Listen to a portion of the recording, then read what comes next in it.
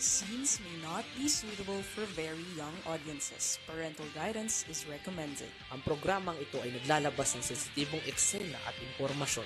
Striktong patnubay at gabay ng magulang ang kailangan.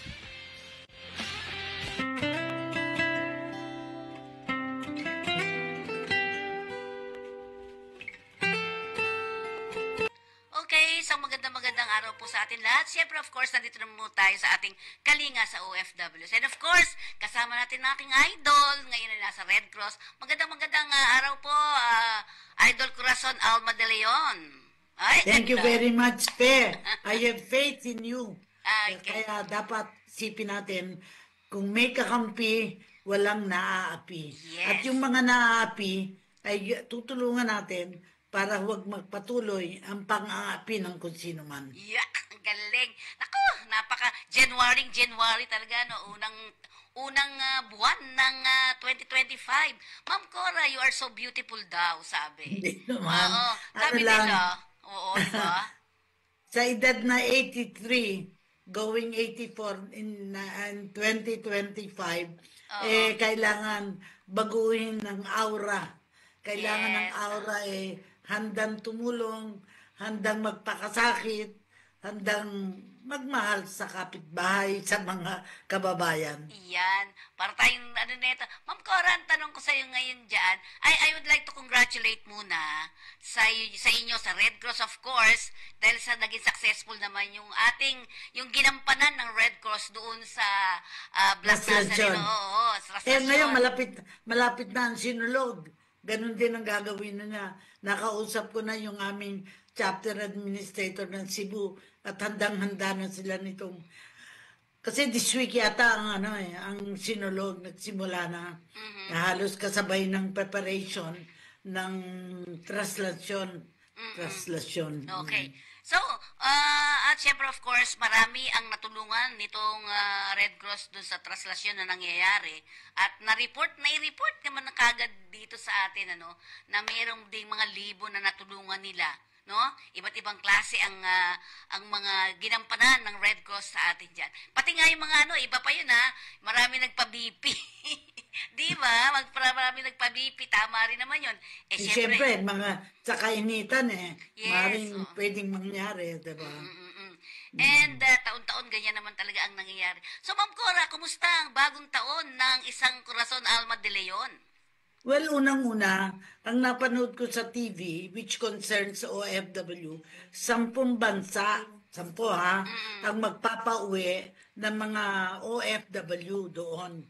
Siguro ang naisip ko, ang pauwi nila, hindi yung critical jobs, yung kung kailangan sa bansa na yon, siyempre hindi pa uwiin. Pero yung, kumbaga, katulong, yung mga caregivers, maaaring dumating ang pagkakataon na yung mga pamilya na yon, either yung inaalagaan namatay na, o kung yung mga batang inaalagaan lumaki na, hindi na kailangan na mga tiga, ang tawag ko doon, tiga-alaga. So, minention ng mga countries, and of course, kung may mga projects katulad sa Middle East, di ba? Kailangan lang mga kinukontrata nila yung mga laborers. Kung natapos na ang project, siyempre, wala nang gagawin. Pauwi. Ngayon, ang tanong ngayon, gaano kahanda ang Pilipinas para to receive at least kung yun ay 200,000 na mga empleyado o nagtatrabaho doon, to receive them sa bayan natin at saan sila pwedeng magtrabaho. Kasi talaga namang tayo din, kailangan naman ng caregivers para sa mga matanda. Kaso, ang problema, babayaran ba ng gobyerno yung pagtatrabaho nila? Kasi, maski sa Amerika, hindi naman full-time ang nag-home care. Parang temporary lang para tulungan magkaroon ng pagkain for the day. Pupunta ng tanghalian o pupunta ng almusal. Nakita yung mga sistema na sana, that is the kind of ayuda na pwedeng itulong sa mga nahigit na nangangailangan. Nakita ko at the barangay level, pwede naman magawa kung ma-identify nila sino yung mga may sakit na senior citizen na walang umaayuda, walang tumutulong. Kasi walang magagawa yung pera kung hindi naman makakalabas yung matanda para bumili at magluto. Mas maganda na ang sistema ay magkaroon na ng isang simbahan, NGO, at ang gobyerno na tumulong kasi hindi naman ganun karami yun eh. Para sa isang barangay, ilan ang may ganung problema na walang kasama sa bahay. May kasama pero mga bata na hindi kayang tugunan ng pangangailangan ng senior citizen. Yun, oo. So, siguro I think pinaghahandaan na rin yan ng ating bansa. Kasi meron silang mga pondo rin for that, ano? At alam kong hinanda na yan at sana nga.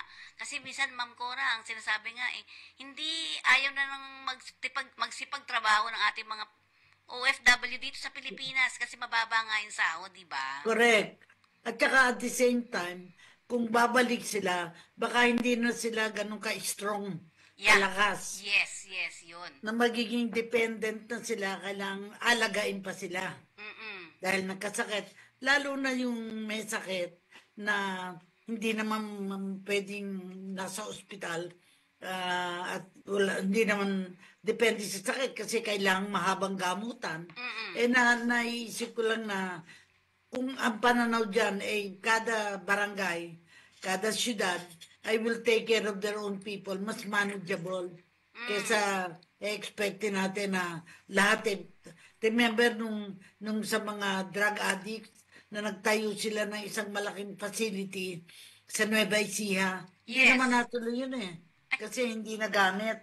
So mga maling strategy proyekto na hindi nakatutulong sapagkat nakabibigat sapagkat dadalhin mo doon yung lahat ng mga drug addicts, lalagyan mo ng mga staff, lalagyan mo ng at yung mga kapamilya dadayo pa sa Nueva Ecija para mabisita.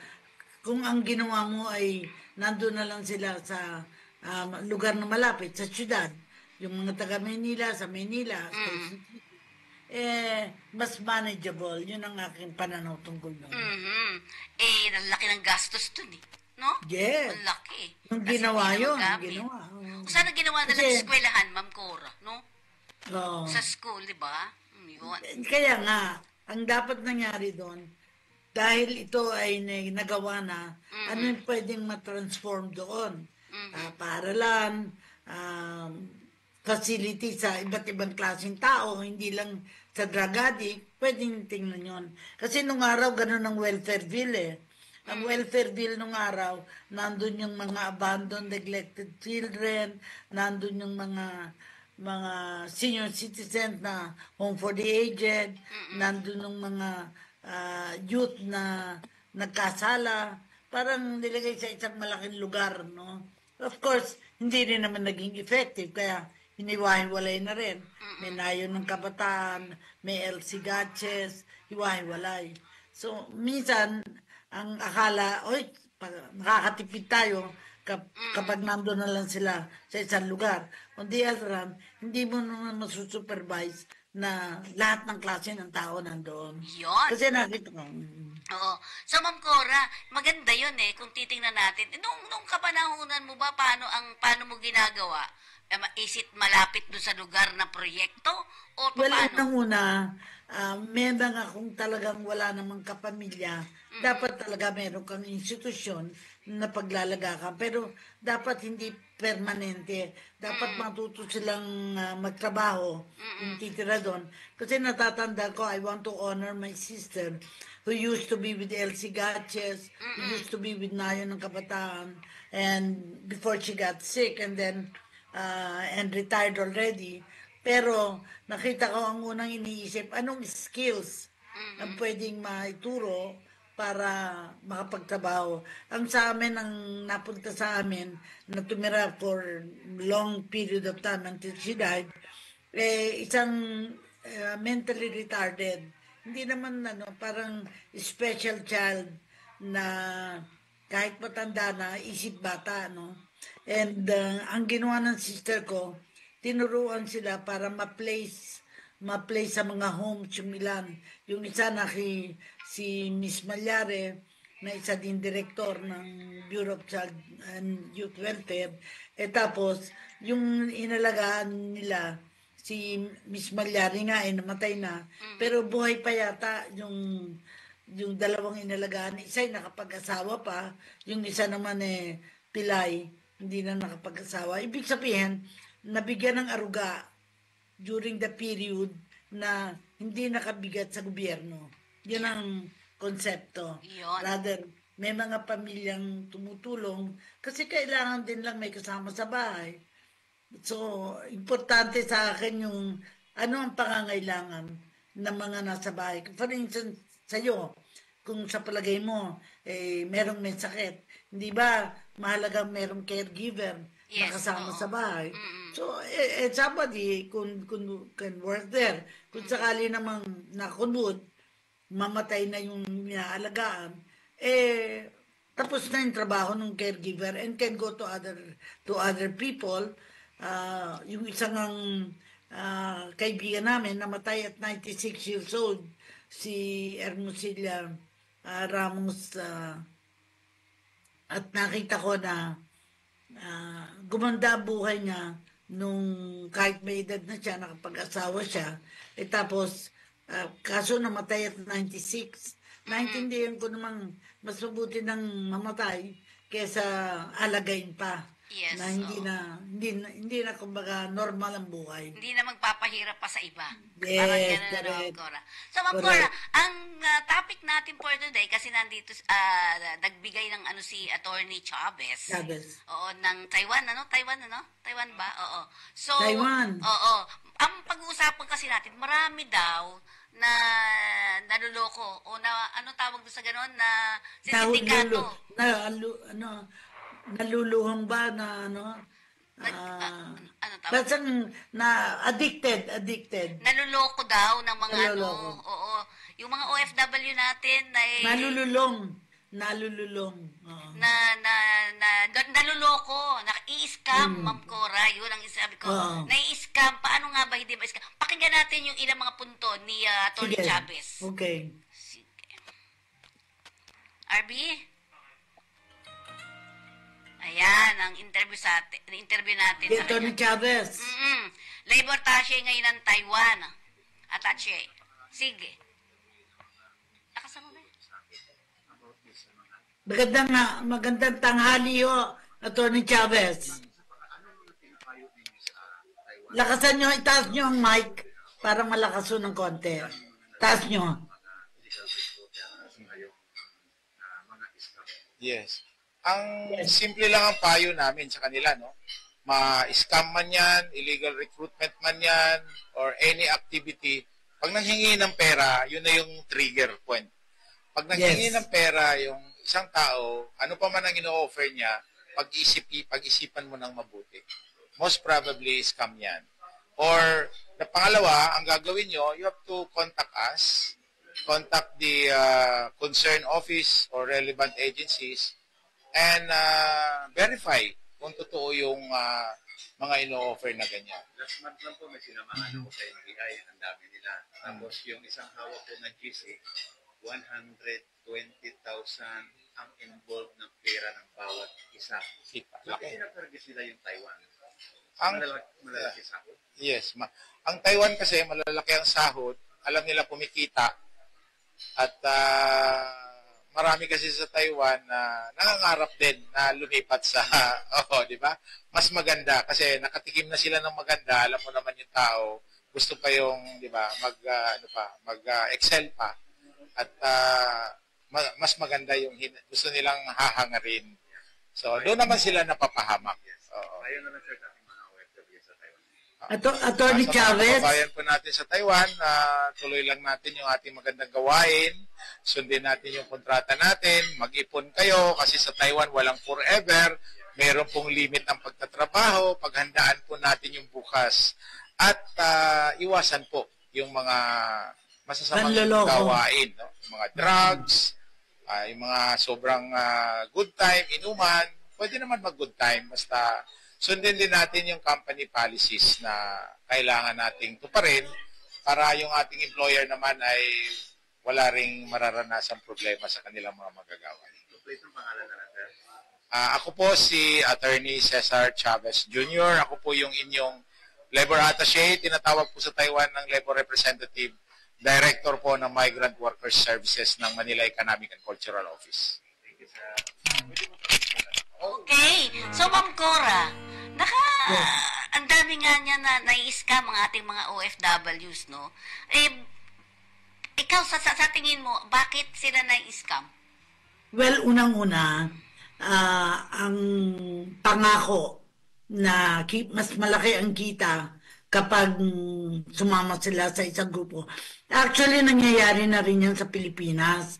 Dahil yung isang ang tinutulungan ko ay nag-ano din siya. Ayokong i-mention kung ano kasi iba-ibang klaseng sistema yan.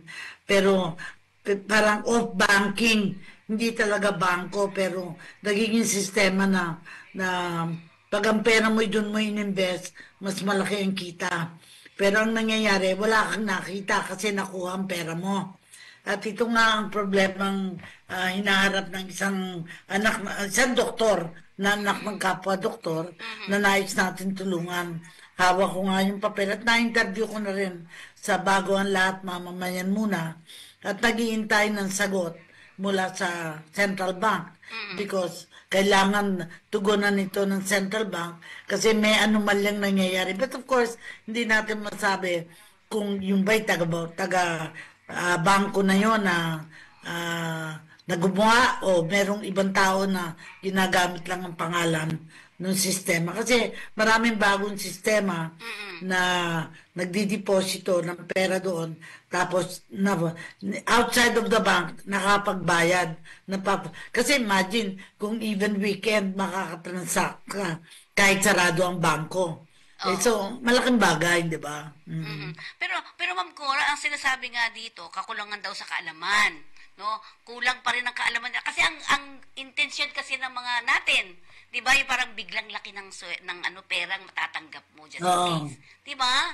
Kaya nga, di ba sinasabi, huwag kayong maniwala na ganito ang kikitain ng pera ninyo. Kasi yung sa simula, ganito ang kikitain ng pera mo, later on, pag nalulung ka na, hindi na kumikita ng gano'n na ine-expect. Kaya, ang tawag ko doon theory of rising expectations.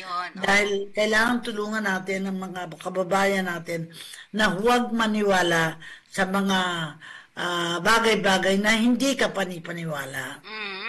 Tapos kasi, Ma'am Cora, dito online din, may mga sugal, di ba? Yes, may online sugal din. May isa kami ngayon na tinutulungan na yung asawa namang naiwan dito, ang nalulung, tama, sinabi mo kanina, sa sugal. Sa sugal, online, dito lang sa cellphone, nakakapagsugal. Di ba? Lahat pala ng pinadalang pera sa kanya nung asawa niya, naubos online. Yeah. Diba? At samantalang yung nagtatrabaho abroad, kampante siya, nakakapagpadala siya ng pera. Nakaka-addict yata yung magsugal ng ganun online. Because kaya nakaka-addict ang paniwala sa simula, malaki ang kita. Lahat naman ng tao gusto malaki ang kita. Later on, hindi magiging malaki ang kita mo dahil mapapapikit ka sa sama ng loob. Dahil natalo ka o nadenggoy, ang tawag natin doon, nadenggoy ka.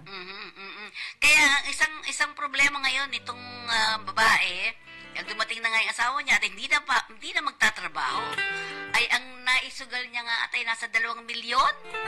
Online lang yun, Ma'am Cora. Tas yun yata yung parang gusto kong bumawi. Yeah. Di ba? Yung mga ganun. Akala mo yung pa isa-100, araw-araw mo gagawin ay mauubos pala ang pera mo. Di ba? Yung isang ang tinutulungan ko din ang nakuha sa kanyang e-wallet, 175,000. So imagine, isang doktor, beginning doctor, gaano katagal maipon mo yung pera na yun, biglang mawawala, parang may bulalakaw na dumating na ninakaw yun. Akala mo nga Oo. yun nga ang tawag doon, maling paniniwala. Maling paniniwala na akala ay yung perang maliit na halaga mapapalaki sa mga mapag-ambisyon. Yeah. Oo. Gustong naunawaan ko naman, sino ba hindi gustong mas malaki ang kita? Lahat tayo. Pero kapag hindi tama ang sistema, at the end of the day, mawawala din yun. Pagkat posibleng magbigay ka ng malaking kita na wala namang produkto na binebenta. Yun. Mabilis daw tayo magtiwala. Yung mga Pilipino, mabilis magtiwala eh. Ma'am Cora, totoo ba yan? Yes. Kasi naman minsan, ang pinagtitiwalaan mo, yung kakilala mo. Hindi mo alam na mismong kakilala mo. Sasabihin, kasi akala ko, ganun yun eh. May kakilala din ako na ganito. Lumalawak ang problema dahil pag sinabing kumita siya, sasabihin sa iba, lumalawak na yun. Kaya minsan, buong barangay minsan ay tinatamaan ng ganyang hindi tamang mga pangyayari.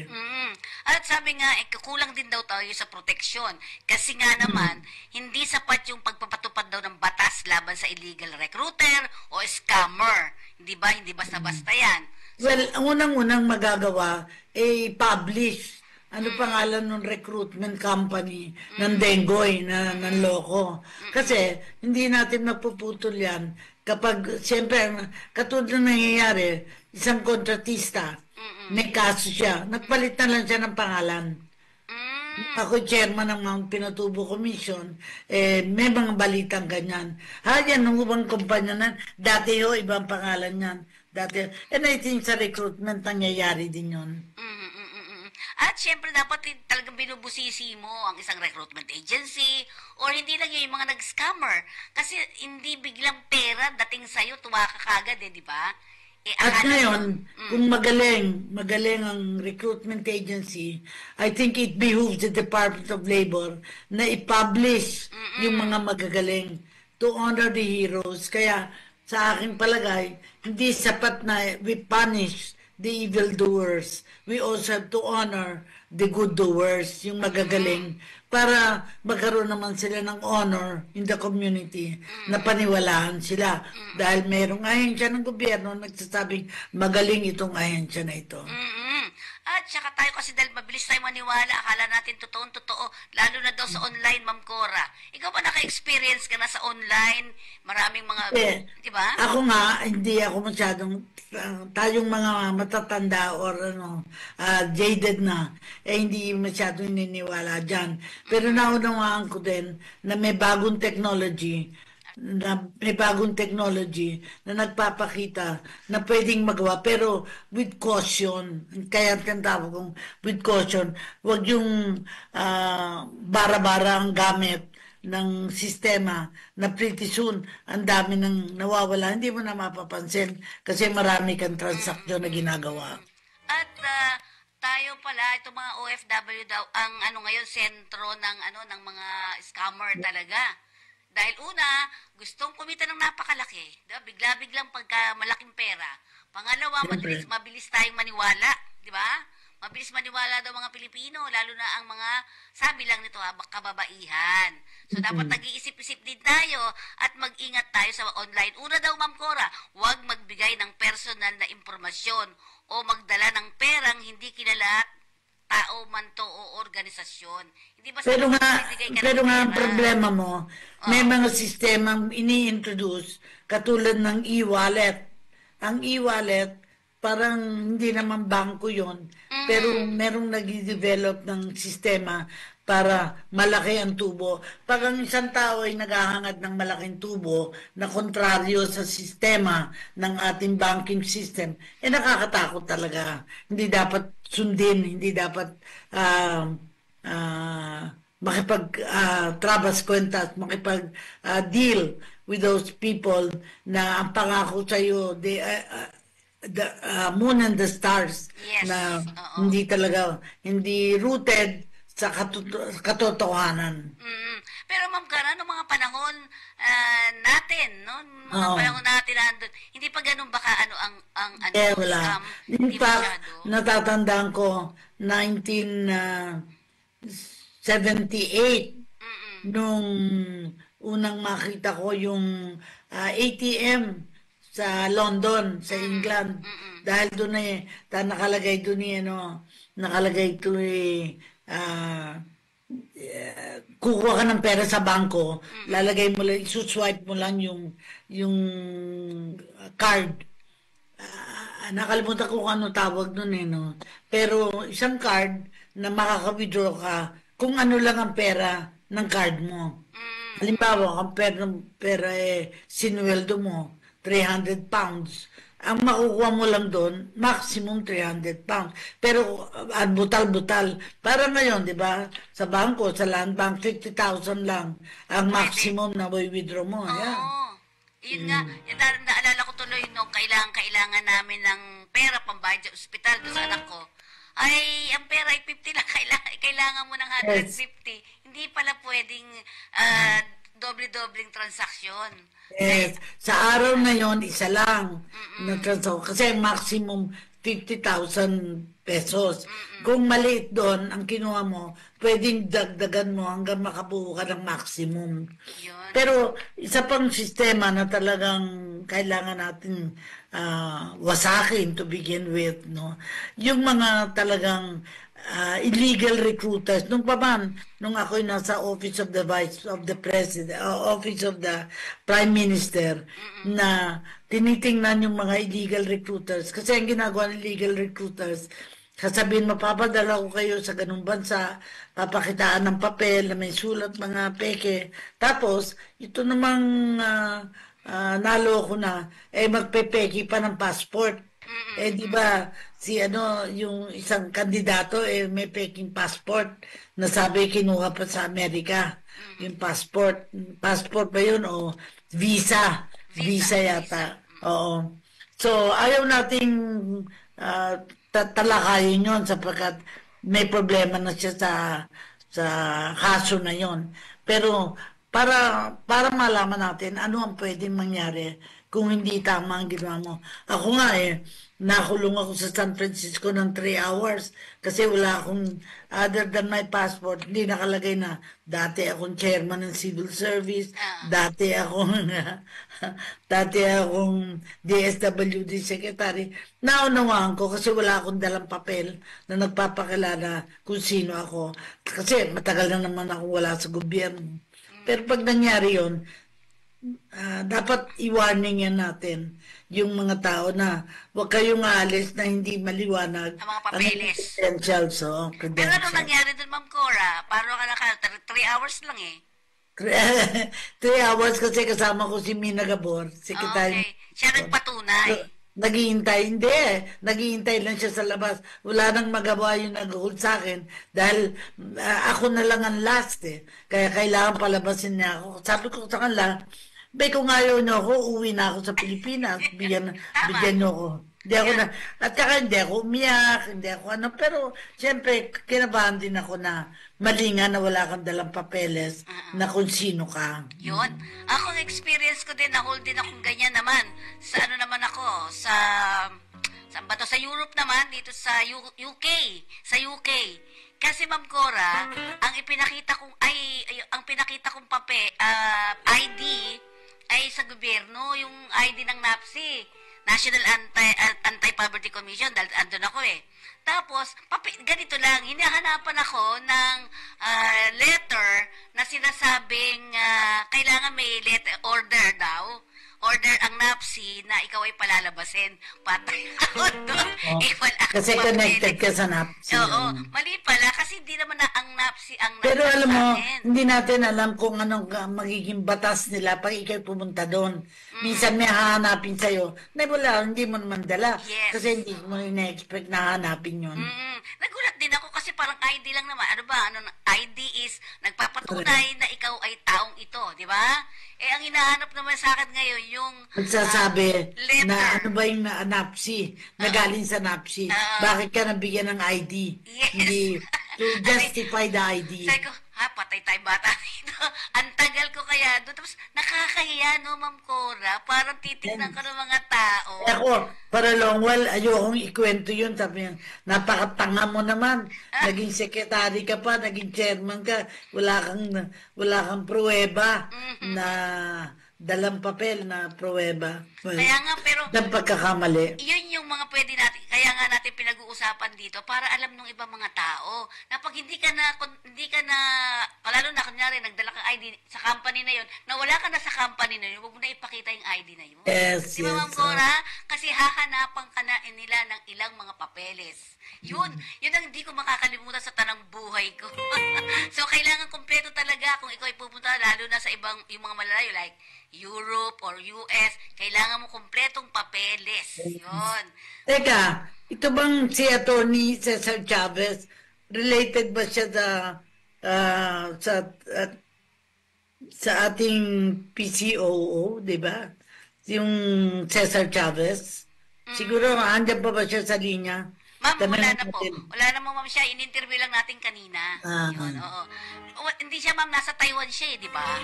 Oo. Iba yun, iba po yung nasa PCOO eh. Yan.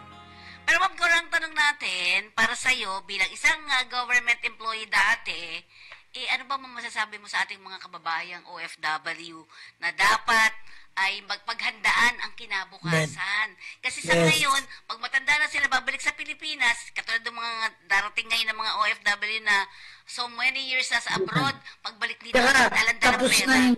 Tsaka tapos na ang kanilang kontrata, hindi na sila i-hire uli dahil matanda na sila, hindi na pwedeng productive sila. So, pag umuwi na sila dito, anong gagawin nila dito?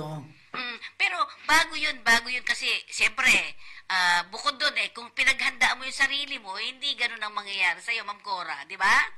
Yes, yes. Ang sa akin, wag isarado.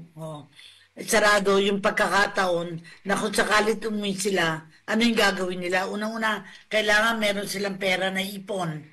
Kasi hindi naman sila karaka-raka makakatrabaho. So, maganda na kung meron silang lupa. Yung ang isang retiree sa civil service, ka-text ko, sinabi nga niya na ang plano niya ay bumili ng mas malaking lupa para kasi kung masyadong maliit naman, hindi naman siya kikita. Sabi niya, magpapasaka siya. Siya mismo hindi magsasaka. Pero gagamitin niya ang kanyang pera para kumita ng mas malaki para sa kinabukasan niya. Kasi yung isa din kakilala ko na regional director dati na lumipat sa SSS ay dinadialysis at ngayon umaasa siya na mata-transplant siya. Sabi, para humaba ang buhay. Pero bago naman humaba ang buhay mo, mahabang proseso at saka malaking halaga ang kakailanganin para humaba ang buhay. Yun. So ako naman, ang sinasabi natin sa ating mga OFW, bata ka pa, kailangan magtira ka para sa sarili mo. Unahin mo yung sarili mo kasi hindi pwedeng lahat ng pera mo, lahat ng kita mo ay ibibigay mo sa pamilya mo. Tama namang magbigay, di ba, Ma'am Cora? Pero, kaya maganda ang sistema sa mga nagtatrabaho sa barko. yes. Kasi may naiiwang perang hawak nila, hindi lahat pinapadala sa pamilya. Dapat mag-develop ng ganun sistema. Kasama na doon ang insurance. Una, para tingnan natin ang insurance para kung magkasakit, kung magkaroon ng aberyang buhay, ay merong titingalain kahit na hindi na sila pwedeng tumangila kasi nakahiga na sila at namatay na sila o nakasakit sila. Oo. Ang automatic ngayon, Ma'am Cora, may insurance na. 2 taon yun, ha? Yes. Pero ang sinasabi natin, sa 2 taon yan, natapos yung 2 taon mo, dapat kumuha ka uli, no? Diba? Yes, continue. Oo, i-continue ninyo yung mga insurances nyo. PhilHealth, actually, tumaas na kasi din ang ng PhilHealth ngayon. Yan. Ng, Actually, parang rate. may mga programa, Pag-ibig, PhilHealth, SSS, GSIS, na kailangan bigyan ng pagsusuri kung ano yung pwede. Kasi hindi ka naman pwedeng basta mag-i-invest na wala kang kaalaman. Mamaya mawala pa yung pera mo. Kasi akala mo, kikita, wala palang kikitain ang pera mo. Lalo na yung mga nagsasabi sa'yo na, ay dito malaki ang kita. Anong pruweba na malaki ang kita? Hindi pa nangyayari.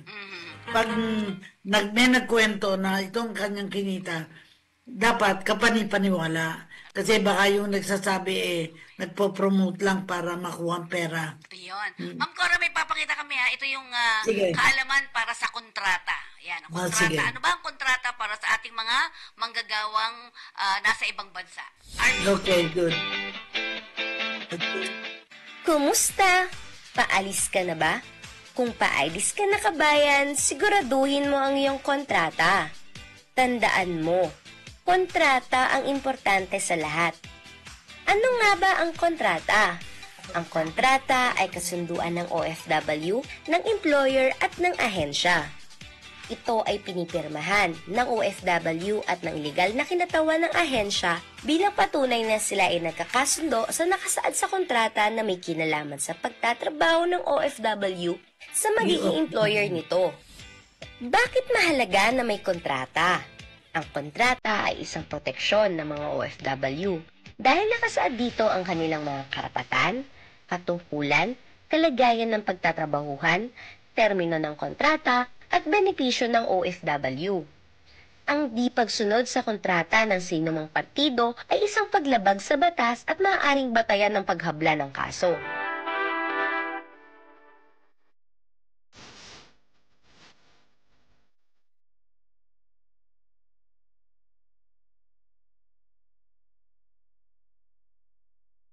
O ano, kabayan? Handa ka na ba? Huwag kalimutan ng iyong kontrata, ha? Ingat!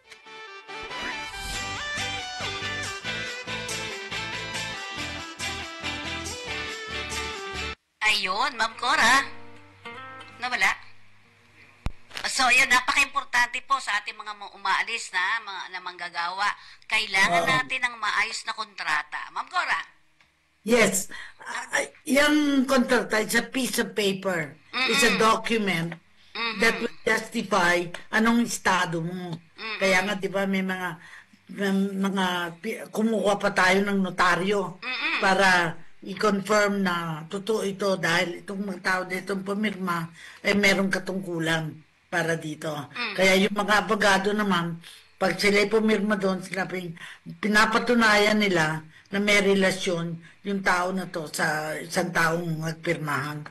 At at the end of the day, kahit na anong dunong mo, kapag meron kang napaandaran ka ng isang tao, kaibigan, o kaya kamag-anak, kasalanan mo. Kasi I remember, meron kami isang kamag-anak na sabi, naku, dito sa Laguna, may ginto, kailangan ko lang pera para mag-invest, para makakuha ng ginto. Hindi naman totoo yun. Ang dami ng naloko sa ganon. Oo. Kasi kami, Ma'am Cora, ganyan kami nun natatandaan ko, that was, yung parang nabaril si itong Aquino, yung 1983, di ba? Yung mga ganong klase. 1983 ba yun kung ako nagkakamali? Yes, 83. Okay. Tapos may mga dumating sa amin na kamag-anak naman na malayo ng nanay ko na sinasabing, ilalabas na yung mga gold ni Marcos, yung mga ganun. E di sabi, nanay ko naman, siyempre nanay ko, tiwala siya, kamag-anak niya yun Sabi ko, talaga, kaya lang dapat tayo ay mag-invest, ganyan, doon. Sabi ko na, hindi yan totoo, Nay. Ano naman ang nanay ko, yung ganyan. Di ba, Ma'am Cora? Yung mga noon, gold daw ilalabas, di ba, yung mga ganyan. So, huwag tayong maniniwala basta-basta, lalo na kung maglalabas tayo ng pera, no? Ma'am, di ba?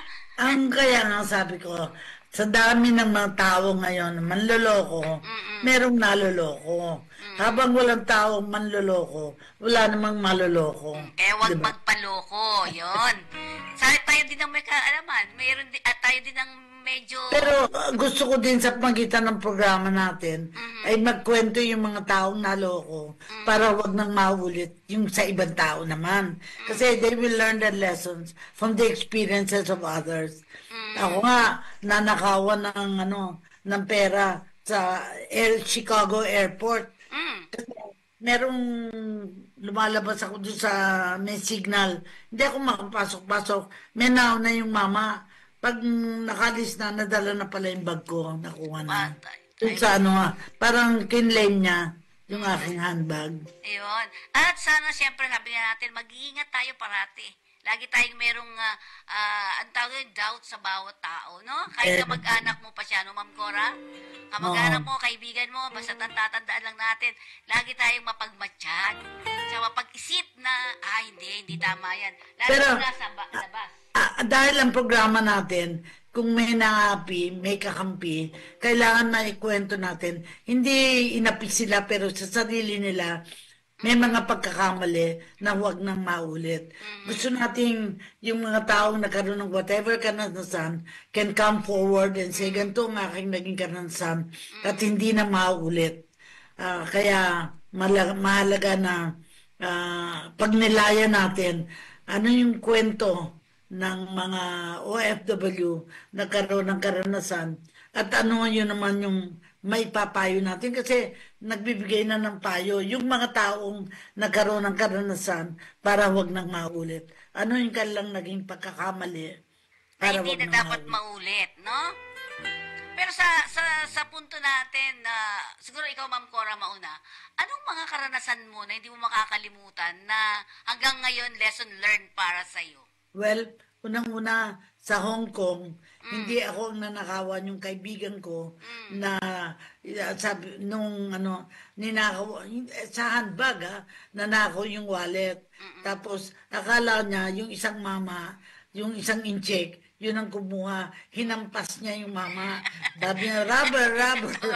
Sabi, hindi naman pala yun. Iba na yun ang kumuha. Karanasan yun sa Hong Kong. Na hindi And then, makalimutan. yung pamangking ko, karanasan sa England, pounds naman ang nanakaw. Malaking halaga. Dahil, natutukutan yung mga magagaling kasi pwedeng dudunggulin ka muna, matutumba ka. Tama. Tapos siya, tatakbo na yung wallet, tatakbo yung handbag, mga iba't ibang pamamaraan. And I think, meron din mga sindikato sa ganon, yung balita sa Italy, nandun sa Termini, sa mga termino ng mga tren, doon nakaupo yung mga magnanakaw, partner na isang nanakaw, ipapasa sa isa, hahabulin yung isang tinawag na nagdala. Hindi na mahuli kasi wala sa kanya. Oo. Naitakbo na, naipasa na. Parang meron ganyan din sa atin na, Ma'am Cora, di ba? Yes. Yung sa bisikleta, sa motor, very common yun. Pag hinabol mo yung nasa motor, wala na sa kanya. Walang pruweba na nanakawan. Yon. At syempre, open pa rin naman ang iba't ibang mga bansa, no, Ma'am Cora. Kaya lang dapat mag-iingat tayo dahil kailangan maghanap tayo ng legitimate na mga agencies. Ma'am Cora, di ba? At saka kapag inanunsyo na ng bansa, nagbabawas sila, alamin kung may pera sila, kung saan mabawas sila, ay meron na silang dadalhin pag uwi sa Pilipinas. Ay nakakatakot. Wala na silang pera, wala na silang trabaho, pag-uwi pa, mas mahirap pa ang kalambuhay. At syempre ang bansang New Zealand, Ma'am Cora, ay nasa recession pa, kaya wag muna kayo mag-apply. At pinapaalalahanan tayo ng DMW na recession ngayon sa New Zealand. At ganun din yung Ma'am Cora, nasa isang bansa, kalilipat ka sa ibang bansa. Medyo delikado rin daw po yun. Hindi, ang iba kasi, basta. kaya lumilipat, may nagsabing, hoy, dito na kayo, lumipat na kayo mga kamag-anak. Kaya nagulat nga ako kasi ang dami sa Scotland na doon punta, may taga Red Cross, may mga ibang lugar. Yung isang namatayan na lola nila ay nasa nasa Scotland. Nung magpunta ako doon, hindi ko naman nakita maraming Pilipino. Pero apparently ngayon nag-open sila. Ireland nag-open din. Maraming Pilipino ang nandoon sa kanilang bansa.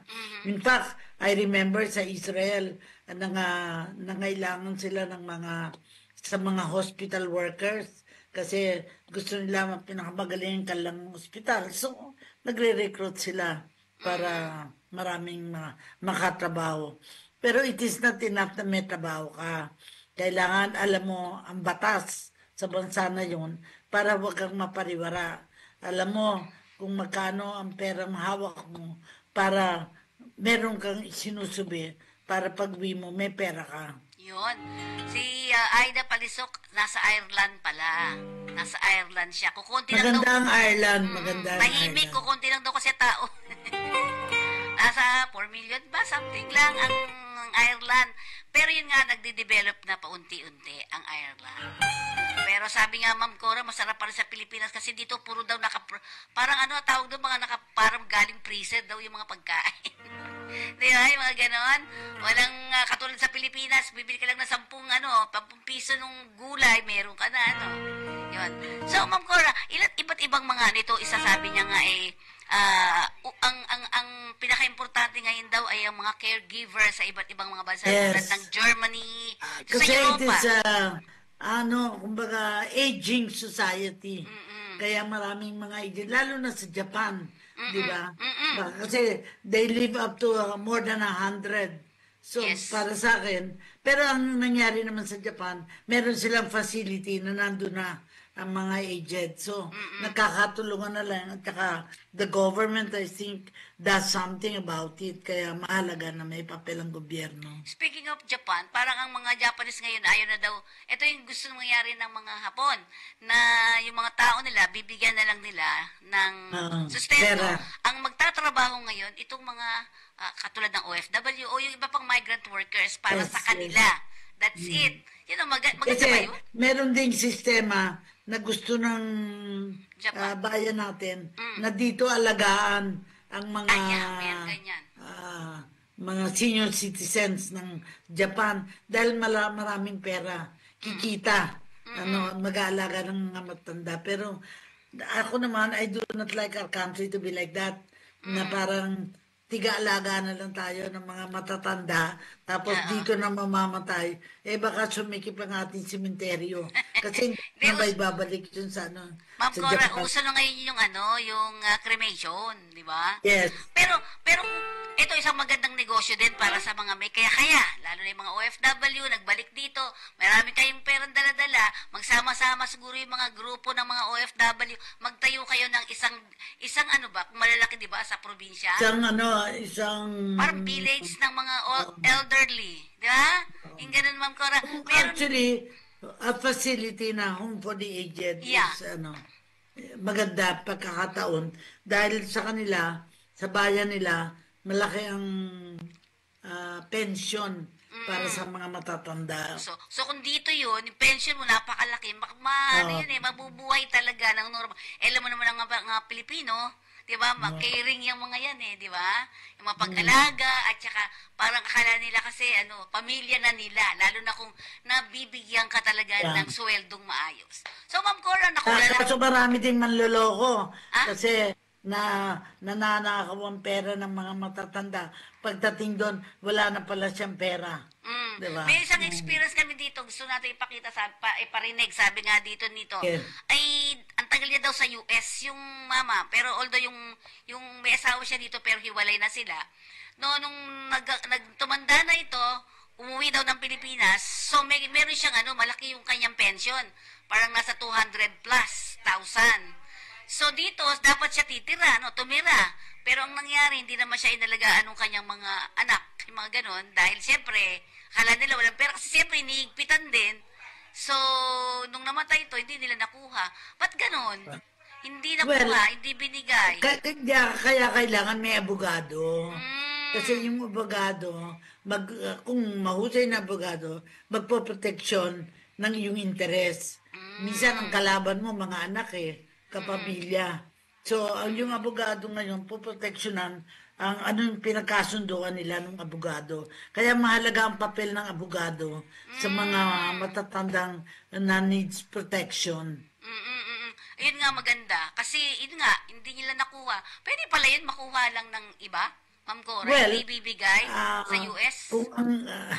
I remember kwento ng iba kapag may kakutsaba, ang bangko, kakutsaba di ba din kunin dahil may protection na sila dahil kakilala nila yung bangko. Yun.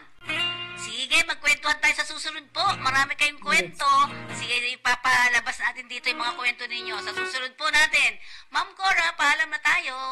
Yes.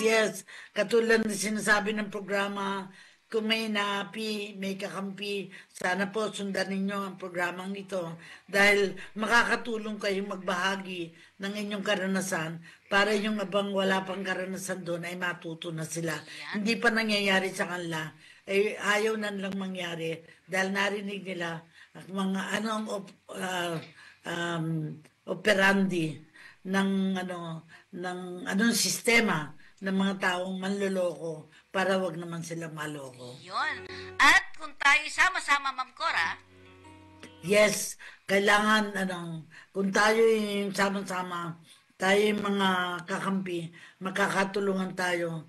At isipin natin na magagawa natin lahat ng bagay kundi tayo nag-iisa. Yun. At syempre, of course, thank you very much, Idol Corazon Alma de Leon. At syempre, ito po yung Lingkod Penny Kudemus para sa ating Kalinga sa OFWs. Paalam na po, see you Tuesday next week. Bye-bye po. Thank you. Salamat po.